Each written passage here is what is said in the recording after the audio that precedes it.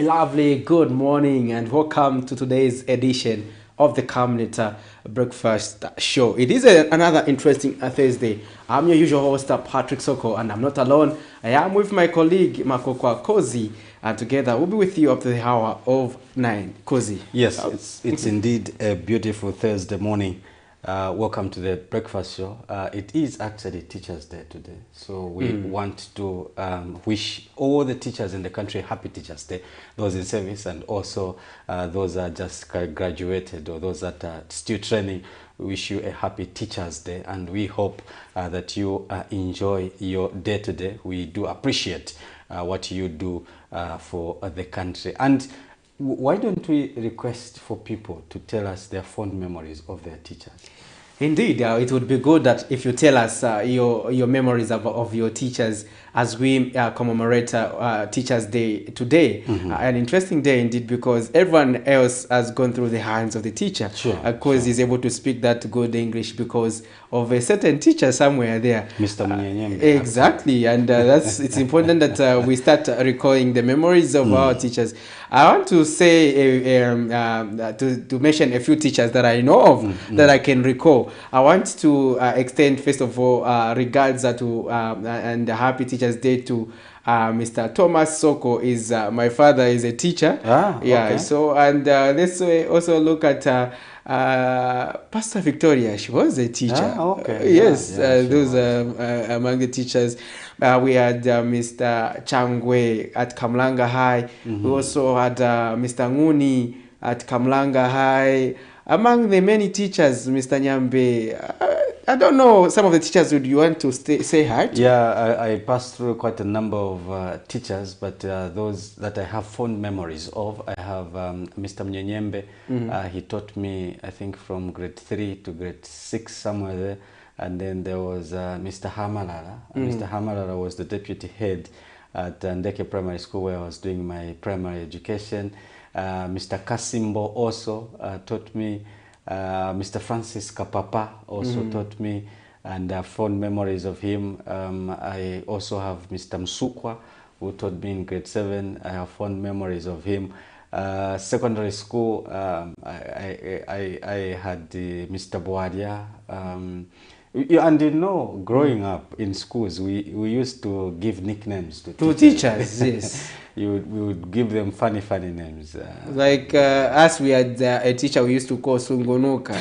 You know, Schwarzenegger. This teacher who comes when you know that one is coming to whip you. Yeah. So you have to find whichever way you can run to, otherwise you are in for it. Yeah, in the days of corporal punishment, there was always, almost in every school, there was just that one teacher who all the pupils were scared of, and when he comes, you all know that, oh, this is trouble.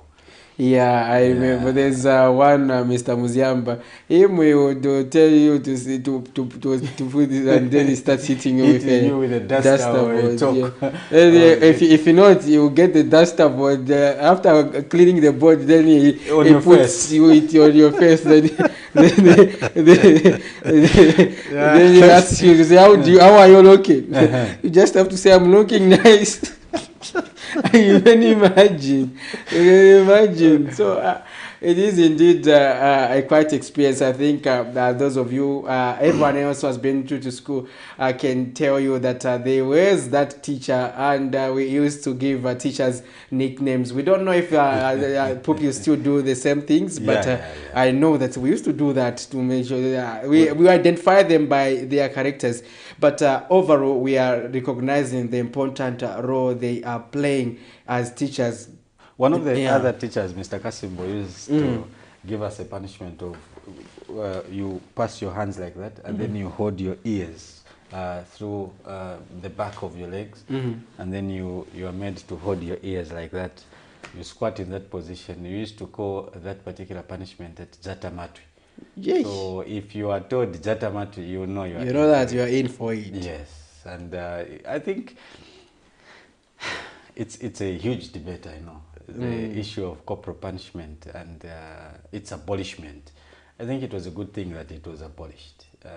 I know that there are people that feel that nowadays you can literally do nothing to the student, to the pupils, to discipline them because of the issue of the abolishment of corporal punishment.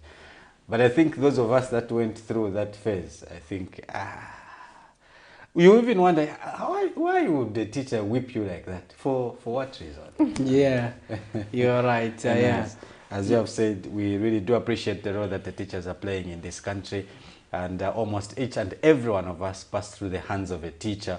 And did I mention my wife also is a teacher? Oh. Wishing her a happy Teacher's Day. Interesting. Yeah. So she's one of the teachers that I want to shout out to this morning. Interesting. I hope you are still learning from that teacher. Sure.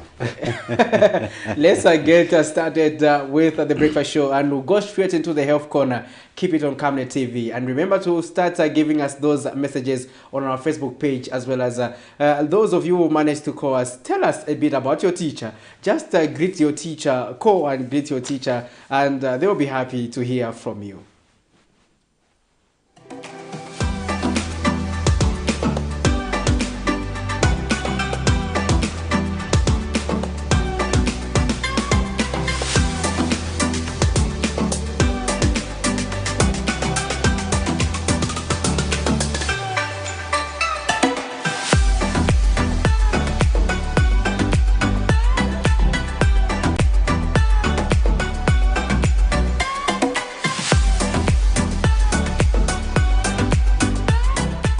Hi, welcome to the Health Corner on the Breakfast Show. I am Dr. Nakriana Mfaya. This week we are talking about hypertension, and yesterday we said that hypertension has got some several symptoms that people might present with. People might present with headache, dizziness, shortness of breath, and even bleeding from the nose. So these are just some of the symptoms that people might experience, but they are non-specific. And sometimes they might also experience end organ damage. And so depending on the organ that is damaged, they might present with symptoms based on that damage that has occurred in the body. So today we'll discuss how is hypertension treated and diagnosed in the hospital. So it's easy to know whether somebody has high blood pressure or not. All you have to do is for the person to be checked what their blood pressure is. Once you have checked your blood pressure and you do it on 2 occasions and you find that the blood pressure is more than 140 and above, then you are hypertensive. So there are other tests that need to be done as well if you are found to have high blood pressure. So these tests have to check whether the heart is functioning well, whether your kidneys are functioning well, whether your eyes are okay, and so many other tests that can be done to be able to ascertain whether you have other organs that have been affected by the high blood pressure. So for the treatment, people with high blood pressure need to be on treatment, and there are several medications that are given in the hospital to treat hypertension or high blood pressure. And people with high blood pressure need to be on this treatment for a very long time. They actually have to take it almost their entire life because high blood pressure will always be there. And at some point it might reduce or be normal, but that doesn't mean that you have to stop taking the medication. Because as soon as you stop the medication, then the blood pressure will again start rising and cause damage to their body. So it's important that people who have high blood pressure take their medications. There are so many people that have been diagnosed with high blood pressure and they are not taking their medications. Some might take their medication for some time and then they stop. Some might not even know that they have high blood pressure. So it's important that once you have been diagnosed with high blood pressure, once you have been told that you have high blood pressure, it's important for you to take your medications and take them at the right times that you have been told so that you control your blood pressure and prevent yourself from having so many damage or so many organs damaged in the body. So we'll talk about some of the complications of hypertension tomorrow. So be sure to tune in tomorrow again. So today we are learning that high blood pressure can be treated, in that you can take medications, and these medications have to be taken almost your entire life, because high blood pressure may be controlled at some point, but it will have, if you stop taking the medications, then it will start rising again. So it's important that you take medications for hypertension and prevent a lot of complications that we'll discuss tomorrow. So be sure to watch the program again tomorrow here on The Breakfast Show on Camnet TV. Thank you so much for watching.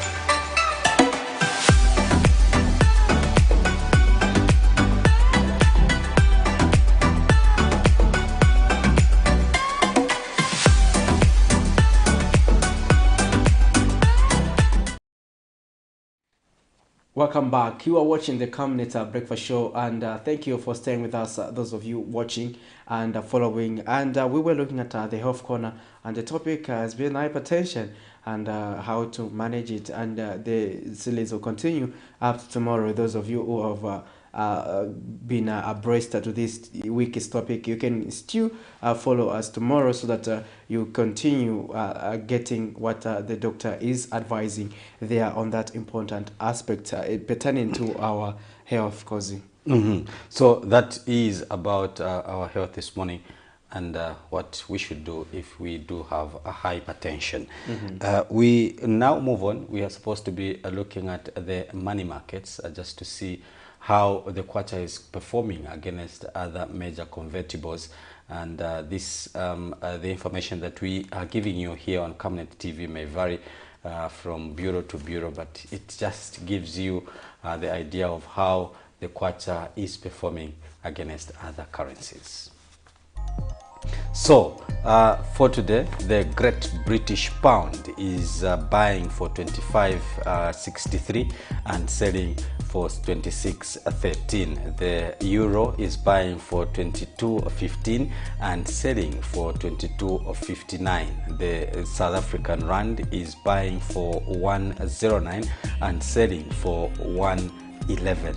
And then the US dollar is buying for 21.07 and selling for 21.47, and these rates were updated today, the 5th of October 2023, at exactly 0713. Now, as we have already stated, now these rates may vary from bureau to bureau. So that is how the kwacha is performing against other major convertibles, and we see that we have maintained the 21 kwacha mark.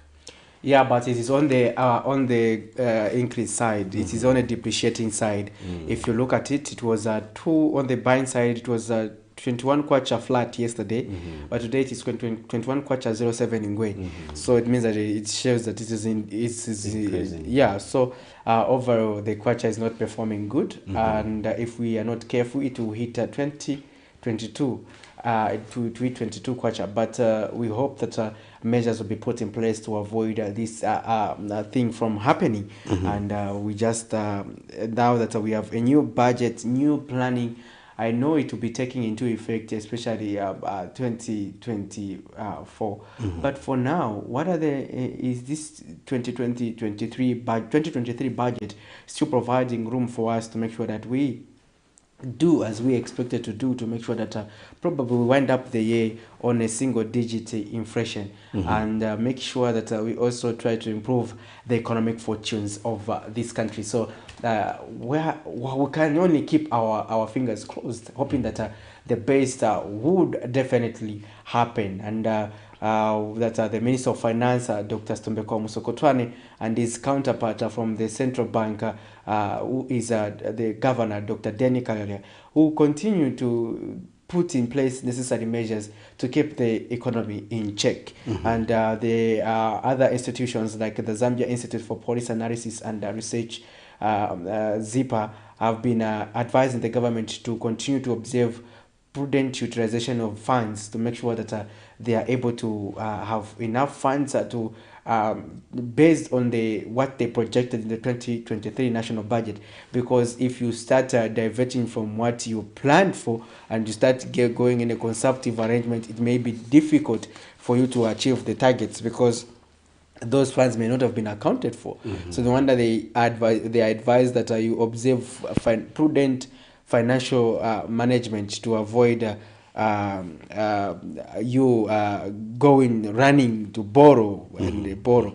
But we know that we are still borrowing, but it is important that we look at the borrowing plan, which is this government has also emphasized on. So making sure that we are borrowing within our means to pay back, as opposed to us creating a debt mountain that may be difficult for us to reduce.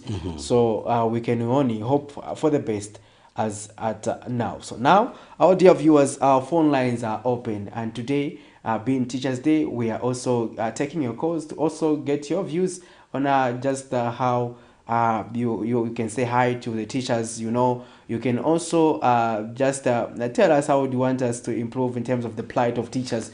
You can also share your perspective on how you'd want teachers to conduct themselves, because yes, it is Teachers Day, but we know that teachers are also human beings. There are also some teachers who have dented the profession by indulging in vices, and we can also have a word of advice to them. Sure. So they are not superhuman, just like journalists sometimes tend to think like it's a robot, like it does not feel hungry. So, but I usually remind him to say, Cozy, take it easy. You are only human. You also need social or basic amenities, or you need to also have a social life beyond the news that you continue to focus on. So it is the time that you can call us. The numbers are on your screens. Tell us about your experience with teachers. Which teacher do you want to say hi to, and encouragement to the teachers, and just anything in line with teachers as we are celebrating Teachers today. We also ask you, do you think it is necessary for the country to hold an endeavor to look into the issue of the high cost of living?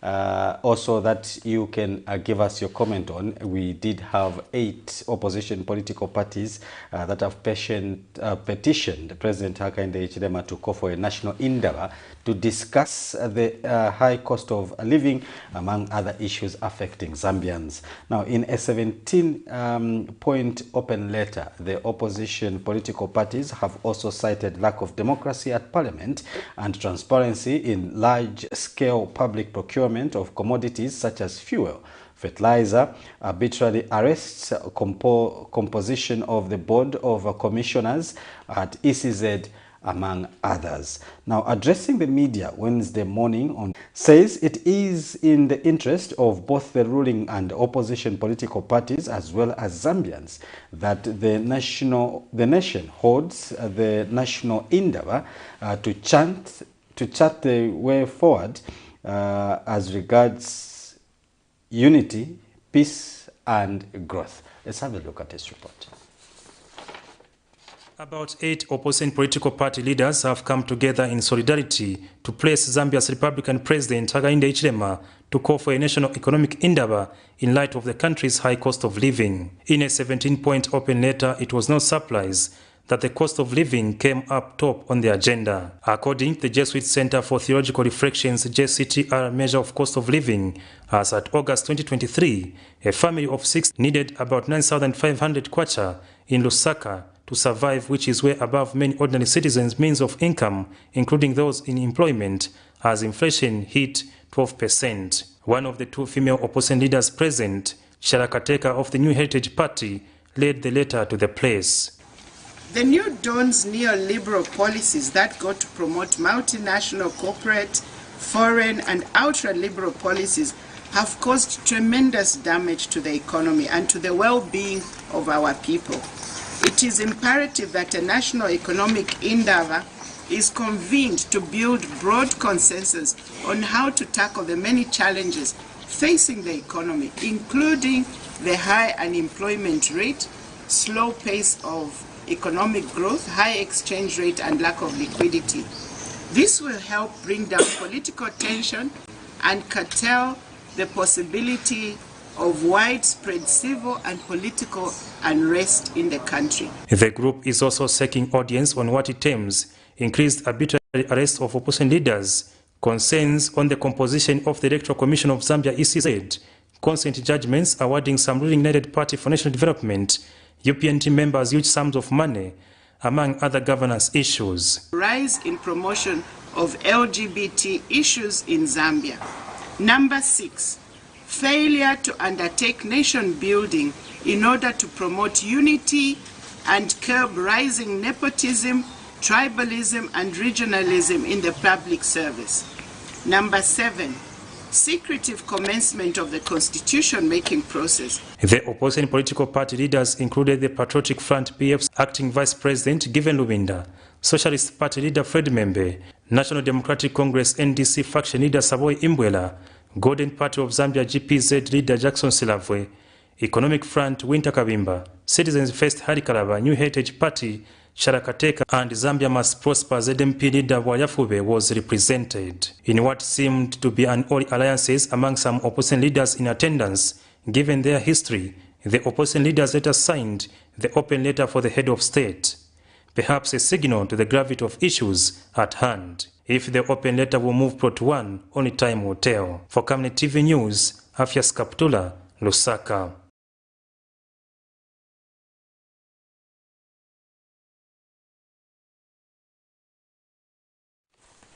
Thank you very much, Apfias, for that particular report. So that is what we are asking this morning. Do you feel that as a country we need this national indaba to discuss issues to do with the high cost of living, as the opposition political parties have suggested in that open letter to the Republican President Hakainde Hichilema? You can call us and give us your thoughts on that particular topic, and also tell us about your experience with teachers as we celebrate Teachers Day today. Patrick.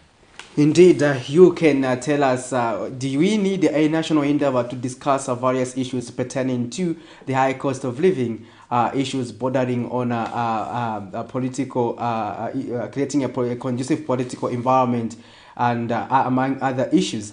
Tell us where you are calling us from, and make sure that you leave us that message, especially on our social media platform being Facebook, and want to hear from you, especially you, Machila. I hope now you are logged in and tuned in to Camnet TV Breakfast Show. We also want to hear to others also who have their views. I think this is quite an interesting aspect. We saw quite a number of I think those are major opposition political parties that we have in the country, and I think their cause there are genuine, and you see that they are actually calling for something that is keen towards building the nation. And don't you think it is necessary that we have that endeavor? Because sometimes we don't have to be seeking elsewhere for ideas. And being in opposition and being in government does not render these people enemies. We are all Zambians. At the end of the day, we have a country to collectively build. So at the end of the day, I think that it is just important that it's even as the authorities also consider that aspect, because I think the request is genuine. And talking about peace and reconciliation, I think it should be in the interest of every political party, including the ruling party, because of course, who would want to govern a country that is ungovernable, a country where people continue to protest, a country where people continue to entangle themselves in propaganda and politics of vindictiveness? I don't think that is good for our democracy or our country to thrive economically. So I think I hope that the powers that be will also consider that request. Yes, but let's also have a look at another interesting story where Yango motorbike riders have, for the second time in a week, staged a protest demanding for the improved conditions of service and emolument. The riders claim that they have engaged the Yango management multiple times over the matter, but no avail, and they want government to intervene. However, in the middle of the protest, officers from the Central Police engaged the angry riders and to disband their gathering, saying it was illegal. Let's have a look at this story. We'll be back on the other side. Keep it on Camnet TV.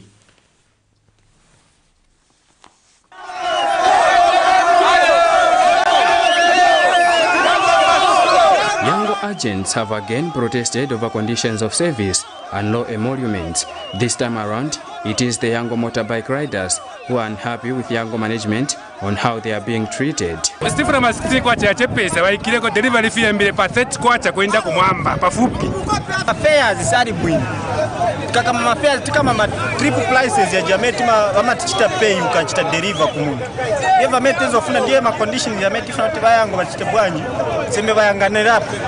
Then kukara na maissues yana nguyapeza katima pick up ni long distance, it's about 5 kilometers kwa meno ndo chita pick up. But ukafika kuja pa meno chita deliver is about 2 kilometers. Maje muone 6 kilometers pick up, then 2 kilometers delivered. Bapera kupasa sisi kwa chapeni. We are failing to live our lives because of the same conditions that we are going through. You need to look over it. You need to at least do something. We have worked for a long time. We have been we've been passed on the roads. People are dying on the roads. They are risking their lives over small monies just to earn a living. Which means but they are not doing all those, you know. So they have to go. These visibly angry riders say they have engaged Yango management several times to no avail, and this time want government to intervene. That's the government itself, because Yango never came alone. Yango came to that's why we're requesting the government so that they can come in and assist us. The government must come in, so that whatever is happening on the current fuel system, the increment or whatever, the government must come in and assist us. Because this time around we used to have bonuses. The Yango removed everything, you know. From there, the prices on the deliveries are not increased. So we have a pressure we cannot handle even our families right away. We're given a trip for 13 kwacha to deliver, yet the price of fuel per liter is 30 kwacha. So as for now, we are encountering and we are looking towards the government to come in to help us to improve on this Yango thing, because otherwise, us riders, we are really upset about this. We are not benefiting anything from this at all. However, in the course of their protest, police officers from Lusaka Central Police Station engaged the angry riders, advising them to disband their gathering as it was illegal. We do understand that you have some grievance that you need to share, probably with your management or those in transport management. However, I'm glad to inform you that the assembly itself is unlawful, because by law we should have had the permit from the police. And what you are doing now, you are putting people in panic. The argument has been that these youths leave the app if they are not happy with the conditions, but the question is, where will they go with the high levels of unemployment the country is facing? By broadcast time, Yango was yet to respond to this reporter.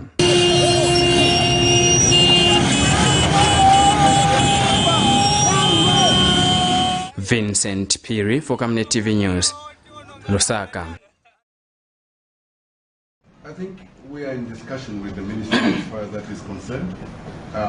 But I can tell you that from a personal viewpoint, I'm tempted that we will have a three-strike approach.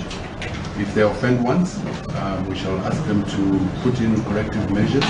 If they offend again, we shall give them a final warning. If they offend a third time, we shall revoke and not give them back their license. That will be the end of that company, because we're losing too many lives on Zambia roads and we have to bring that to an end. And I think these operators need to know that it is their responsibility when they carry passengers to make sure that from the point they load passengers to the point where the passengers disembark, the passengers are safe. Yeah, so we're going to be